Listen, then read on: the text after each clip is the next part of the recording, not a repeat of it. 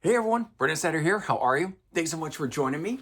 So I've been exploring some different kinds of music recently that really aren't my typical wheelhouse of music, getting into things like Jangle Pop, Brit Pop, Power Pop, that sort of stuff. I've liked some of the bands on the cursory of that, Cheap Trick being a big one of the Power Pop thing, R.E.M. from the Jangle Pop, Brit Pop like Oasis and stuff like that, but never really dived deep into those different bands. And I started looking into this a bit more and found out that in like the specific world of like Jangle Pop, the band The Smiths is part of that. And that's something I never really associated with them.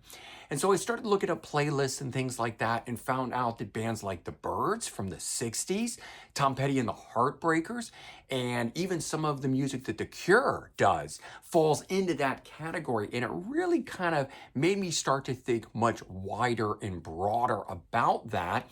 And so being on that sort of kick right now, I'm going to head out to my local record store and look for a bunch of these kind of bands that fall into Jangle Pop, Brit Pop, and Power Pop. The bands that I normally never really explored before, but I'm now willing to give that a shot and a try and kind of flesh out some of my catalog and stuff that I have, because I've got some of these bands. I've got some Smiths. I've got the full R.E.M., but I've got some of these different bands, Stone Roses, but I don't have a lot of this stuff. So I'm going to go to the record store and search for this, and you guys can come along with me and let's see what we can find today going out and searching for this specific type of music.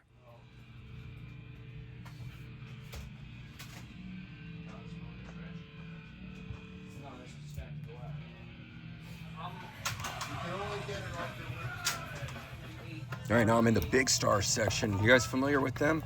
One of those bands that goes back into the early 70s, 1972, in fact, their debut. This is the first and second album, but they influenced a lot of different artists. Replacements alone, remember they wrote the song Alex Chilton. Here's a solo album from him. R.E.M's talked about them. So cool best of that's in here. So we got some live stuff from Big Star. We've even got some stuff in here from Chris Bell, who played on the first album, but not any of the others. So lots of other stuff in the section. If Big Star fan, there's a lot of cool things out there in the world to check out. There's another Chris Bell album, I Am the Cosmos.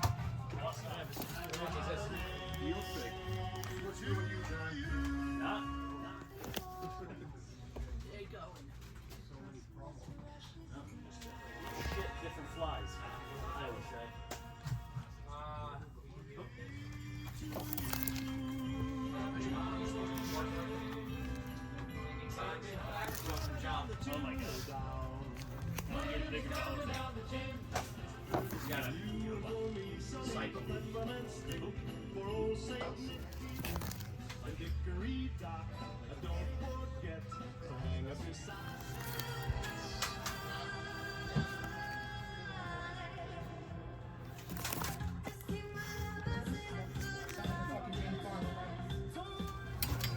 Can't wait to hear how you know her.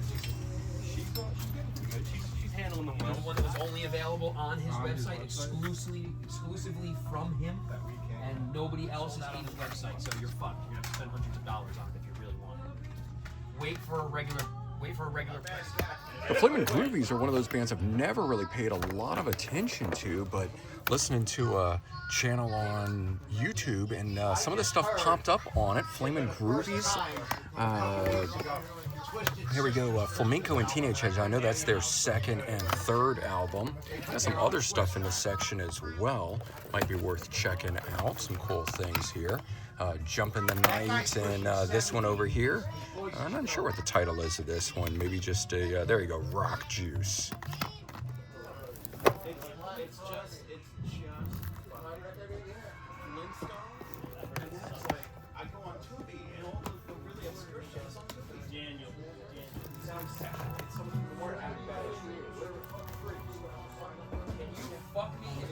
All right, so over here in the Love and Rockets section, found the debut album, Seventh Dream of a Teenage Heaven in here. I was actually looking for the second and third album, so we'll see about that.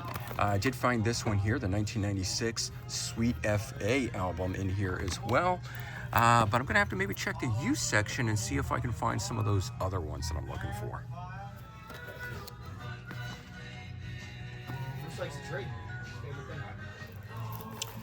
Tom Petty and the Heartbreakers debut album. I never would have considered these guys to be part of the whole Jangle Pop thing, but more and more I get into it, the more that I see that bands like the Byrds and Tom Petty and stuff like that keep popping up in it. So I just kind of always saw them as good old American rock and roll, but they are part of the scene.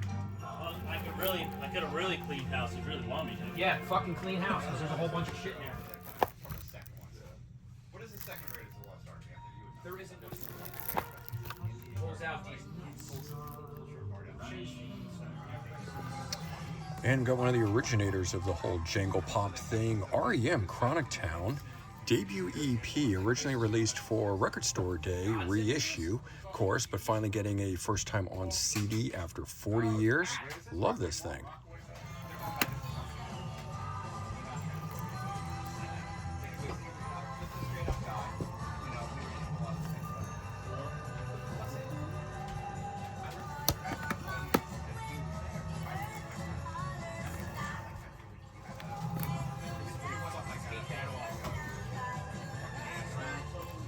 All right, here's an artist I've been getting into more, the Smiths. Starting off here with a best of. Got Louder Than Bombs, which was a collection of A-sides and B-sides at the time that Warner released in the U.S. Their fourth and final album, Strange Ways, Here We Come. I've got this one already. This is the best of that I've got, the sound of the Smiths. Most comprehensive, 23 songs on it, covering both studio albums, A's, B-sides, that sort of stuff.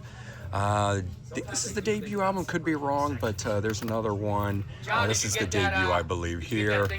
And then this one might be another compilation, The World Won't Listen. And the cool thing is they got some of the solo stuff as well. Johnny Marr, Call the Comet, another one here, Playland, and a best of. Very cool. So I know there's also some Morrissey in the store. I'll have to go to that section too. I'm not even looking at it, it's just going right the fuck out.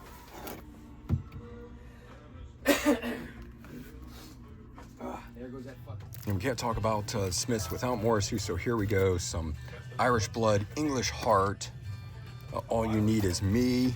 Looks like a single, perhaps. Your Arsenal, CD, DVD, package version. Greatest Hits. We got this one here. What is this? Ringleader of the... Can't even read that. Tormentors. Very best of, another one. Live album. The Parlophone singles, 88 to 95. Axe the Monarchy. This is Morrissey. Maybe another best of, not sure. Kill Uncle and I Am Not a Dog on a Chain.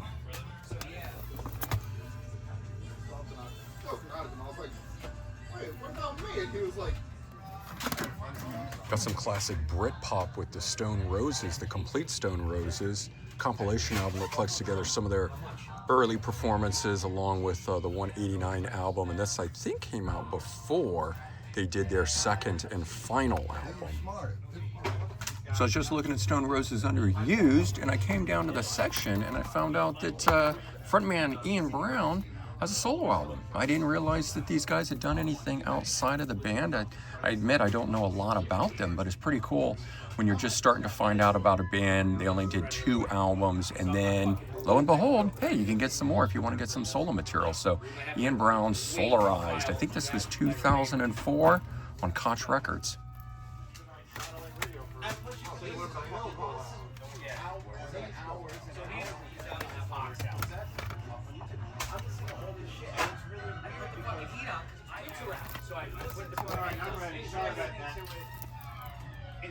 I got a question, but it's just because every requires every employee in the store to do it. So that, like, I'm just buying.